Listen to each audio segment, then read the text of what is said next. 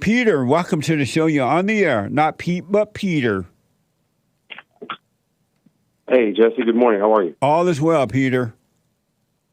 Yeah, thanks for taking the call. Actually, just I wanted to talk a little bit about, my son. He's becoming a teenager right now, and going through that phase in his life where I guess he's starting to test the waters a little bit more, and started venturing out. And teenagers nowadays, I think they want to be addicted to their phones and start texting girls and have these types of outdoor conversations. And I just don't really know the proper way to deal with it without having him hate me. I'll be honest. My initial reaction is, take away his phone, overreact, and I didn't want to do that. So I guess I want to know what would be the best way to approach that with him. How old is he now? 13. And have you you or his mother been overreacting with him all his life? In the fallen state we have. Lately, since listening to you and waking up, we've been calming down quite a bit, but we have been, yeah. And have you apologized to him for that? Yes. Yeah, I have. I actually had a conversation with him, pulled him to the side, and I remember my dad used to do that to me and just apologize when he realized he made a mistake. So, yes, I did that with him. And have you made his mother apologize to him too? Yes. Yeah, I did too, actually. Amazing. Well, tell him not to be angry. But since he's only 13 and you're the father, you're paying the phone bill, right? Oh, yeah. Why not just take the phone away until he learns how to deal with it in the right way? Without being angry. Just say, you know what? I don't want you addicted to this phone. I want you to start working on yourself. And I'm going to give you a warning. Give him one more chance and let him know if he doesn't start dealing with it. If he doesn't start dealing with it in a right way, then I'm going to have to take it away from you until you learn how to deal with it. And then he may start to wake up to what you really mean about it. Yeah, and I did that, actually. I told him, because we put, things on his phone where he can't, see things after a certain hour, screen limits. And he'll come out to us and just say, I don't like that. I see that it angers him, and I told him, I was like, you can kiss my what, like I'm in charge of the phone. If you want it, you can wait till you're 18, but we're gonna do it with limits, or you're not gonna have it. He just sees other kids his age, and their parents seem to not care, and they do whatever they want on their phone. But that's not pictures or whatever. That's not. You told me he can kiss your A. Yeah, because he wanted to basically have a phone without limits, because we put restrictions on it so he can't see things. I know, but what kind of father tell his son, you can kiss my A, I'm gonna do it my way? Where's your love in that? I guess that was anger. You're right. That was anger. That was wrong. But how you expect him to do the right thing when you're doing it, and his mother's been doing it, but you guys are doing it wrong? How can the child be right when the father and mother is wrong or wrong? I don't think he can. That's a good point. I don't think he can, because he's seeing the anger coming out of me, and I'm not able to tone it down. Right. And so, because the phone is not the problem is the anger that he has toward you guys. And then he's using the phone in the same way a drug addict use drug, a sex addict use sex. People who attack one another love attacking. It's to try to make himself feel better because he has conflict from the anger that came from you guys. Yeah, you're right. And then I didn't see that before. You went and apologized to him, and you said his mother apologized, and then you turn around and say, you can kiss my A. What the?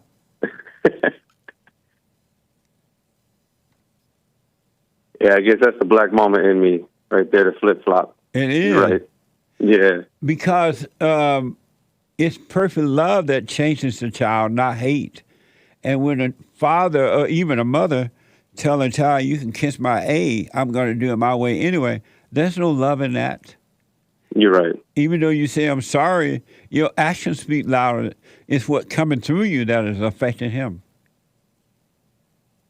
So how would I guess that actually brings up the rooted issue right there. So when disciplining him or having conversation with my wife or my daughter or whatever, that anger, I can feel it like bubbling up, Yeah. right? And Yeah. anxieties, and you're absolutely right.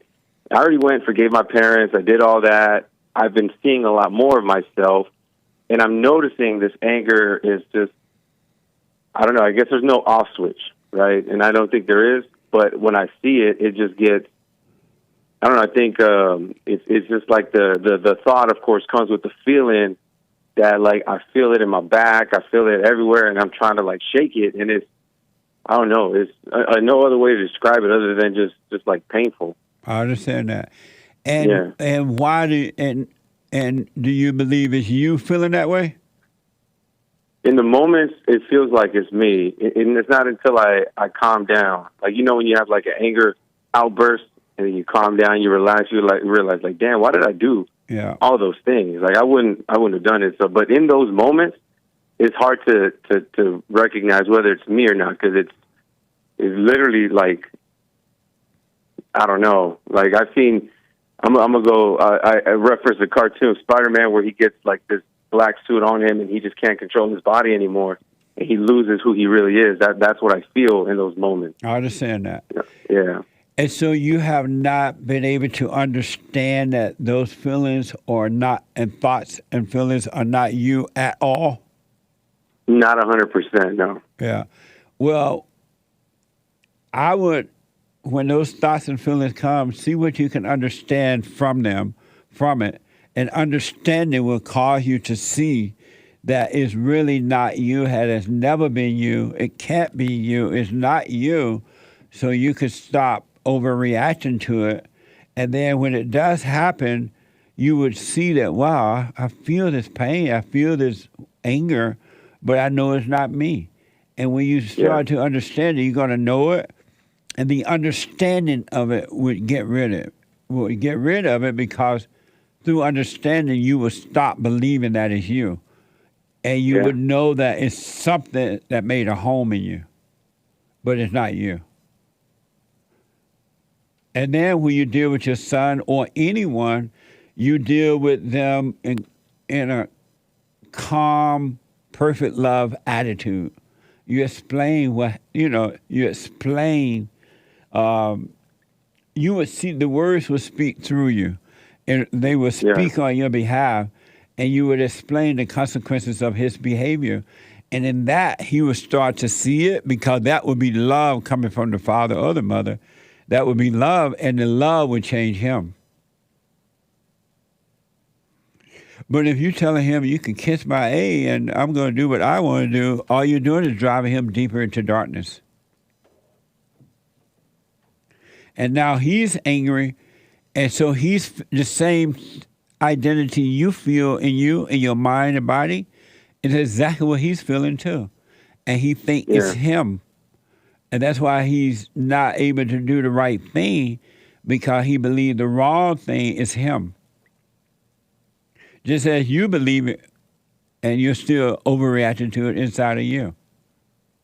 He's dealing with the same spirit you're dealing with.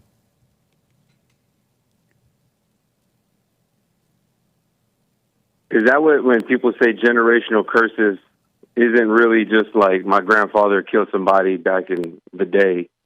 It's really the anger that the grandfather passed to the children, to the children, to the children. 100%. Is that more than right? That's right. The anger is the curse, not the action. Right. It's the spirit of anger.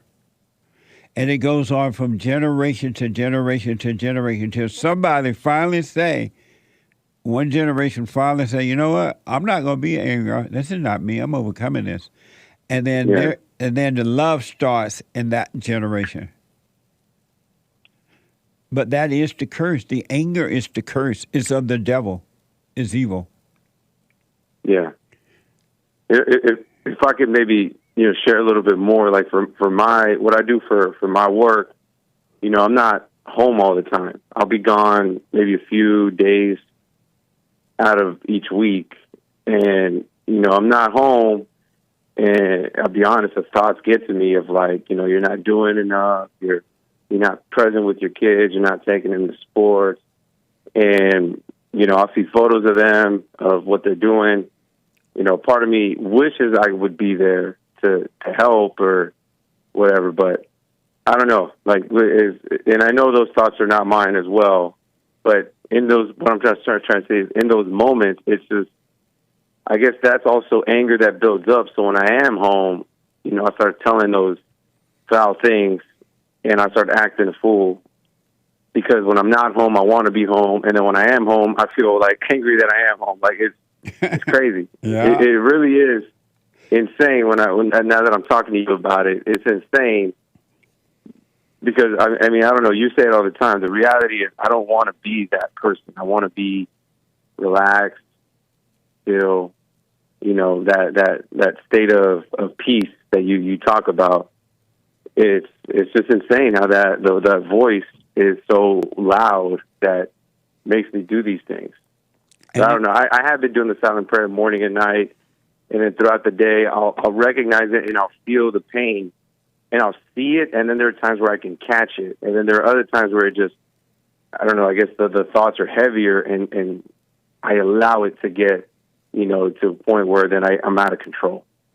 Yeah, I do understand that. So you got to watch those thoughts, and because if you have perfect love, whether you were home or not, your kids would be fine as long as you kept protect them from the mother by dealing with them, finding out how did the mother act, how did she treat them when they was away, what happened, right? So they won't be angry at the mother. Yeah. But whether you were home or not, they would know you love them, and the love that they see in you will protect them while you are away. When I was growing up, my father nor my grandfather had to keep, I don't even know if they ever said it. Maybe my father said it later in life, but they didn't have to tell me they loved me. I knew they loved me. And without even thinking about it, I knew that they loved me. And so with that real love, whether you're there or not, because you got to go off to work, you got to provide for your family. That's your God-given duty. But make sure that your wife is doing the right thing by them too. And if she, being patient with them, if she tell them what they can or cannot do, if they don't do it, she has to report it to you rather than trying to discipline them. Everything will be fine. So whether you went to some sports with them or not, it wouldn't even matter because they would know that you love them. Because fathers go to sports with children all the time now because the mother has convinced them to do it that way, the way the woman should be doing it. And they still don't love the children, and kids know it. It's not that. It's the love that's in the heart that causes the kids to stay in the light. So don't let the mind, which is lies, all thoughts are all lies, tell you, oh, you should be going to sports, you should be home, you should be this. That's another setup. That's a lie. So let that pass too so that you're not feeling guilty. And then when you get home, you feel another guilt by being home because you see how bad things really are. And it's just one thing to another. If you didn't judge yourself, you'll be fine either way or both ways. So don't ever believe the thoughts about anything. Practical thoughts are the only one you use as a tool, but all other thoughts are all lies all the time about anything. I appreciate that, Jesse. That's something I needed to hear just to get a shake-up again. So yeah. Thank you. And most kids, especially the boys and even the girls, they don't care that the parents are not at the game. That's another lie. And the mothers have convinced the children, oh, your problem is you care that your daddy wasn't at your game. He never at your game. That's the mother only personal anger in her mind. She's trying to control the situation. Kids don't care if you're at a game or not. They just want to go there, have fun with their friends, play their sports, and go home. They don't care if you're there or not. If you're there, that's fine. But if you're not, that's fine. You're not affecting children by not being at a stupid game at all, unless they've been convinced by their mother that their problem is that your dad is never at your game. He doesn't care about you. Or they hear the mother argue with you about not being at the game. When our grown up parents were showing up at games, what the? And we had so much fun. Yeah. It- And nowadays, it's funny. You surprised to think you hear people yelling on the sideline. yeah. And the parents are at the games now fighting like they're worse than the children because it's all about them. It's not even about the child at all. It's the thrill that they get when their kids are out there playing, and if the referee don't call the right whatever they call, the parents get mad because now it's about them, and they pretend that it's about the children. Yeah. The kids are not going to go out there and fight or let the parents do it too. You got a point. You got a point. I'm starting to see more and more as I've been waking up, and of course, I know I'm still on my way and Yeah. not 100% there, but I've realized more that the entire dynamic of the family really depends on me. Yeah. Because however I act, my wife reflects it. She takes it to the kids, and then I've noticed that there are moments where it's just chaos, and then I stop. And I'm like, "Holy crap! That I started it. I did this action that was a domino effect." And then there are times where the house is at peace, where everybody's just, we're not necessarily getting along. We're just there, and everybody's just, doing their own thing. It's because I was calm and I allowed it to be in that environment. So I think my challenge is really that anxiety that, I felt from my mother, because she was very like uppity, not uppity in a positive way, but uppity like, come on, let's get up out the house, let's do this, let's do that, and always moving. And then I felt that increased heart rate, Yeah. Yeah. and then now I feel it. And then there are times where, I don't want to keep going on and take your time, but it really started there. I could really put the blame on my mother because she would do all those things, put pressure on me to do all these things that I kind of didn't really want to do. And then when I look at my dad, he would just, he would always, anything I did, just say, "Hey, do your best. I believe in you." And then that'd be it. Yep. Absolutely. Very simple. One of the worst things, amongst other, but one of the worst things that has happened to children is that parents work overtime, and especially Yeah. mothers. They work Yeah. overtime to make sure the kids stay busy. They gotta play this sport, that sport, this sport, that sport. They gotta be they keep the kids busy, not understanding that they're building the kids' ego and keeping them in hell and causing them to grow in hell, because when you're busy like that, you're not paying attention to yourself. And my parents, I can speak for my parents, and I know other people's parents, they didn't keep the kids busy. They were not always looking for something the kid need to do, right? Or should be doing. And when the kid did what they needed to be doing, their schoolwork or homework around the house, if the kid wanted to go play, they'll go out and play. If not, they'll be okay in the house. The light of God was leading the kids on his own without the mother or the father, especially the mother, interfering, trying to make sure they always had something to do. And that's why a lot of parents, the moment the child pop out of the womb, she throw a phone down the kid's mouth so they'll have something to keep them busy, because the parents really doesn't want to have time to deal with them. But they don't let the kids grow up in a natural way that they should be growing up. And it's evil. Yeah, I agree. And just one last comment is regarding that. I see that all the time where parents just throw a phone in their kid's face. Yeah. And then I remember I recently went to go get glasses, and I talked to the guy optometrist, and he told me that there's a huge increase in little children younger than 10 years old that require bifocals. Yeah. They can't see well because their phone is 3, 4, 5 inches from their face, and then when you ask them to look at the sign down the road, they can't see. So I don't know what's going to happen to drivers in 20 years. Yeah. I just think that's going to really damage their eyesight and their brain function, right? Because They're looking for that dopamine rush, that quick hit. And then when the internet's slow, they want to throw the phone in the sky and say, "What's this broken?" Yeah. It's really crazy. And then who do the parents blame that now the child can't see? They blame it on the makers of the internet.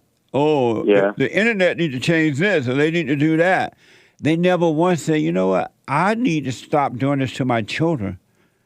A Yeah. child ain't got no business as soon as it pops out of the mother womb be on the phone. But it's the mother and sometimes the father that introduces the phone to the children, and they set the children up to suffer, and they blame it on the makers of the internet.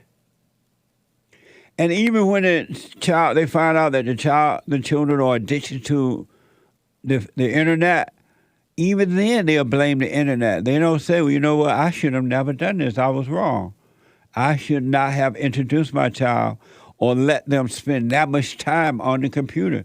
Because the people who make the internet, create internet, they're not in your home. They're not making you make your kids be on the internet all the time. It's the parents that are doing it.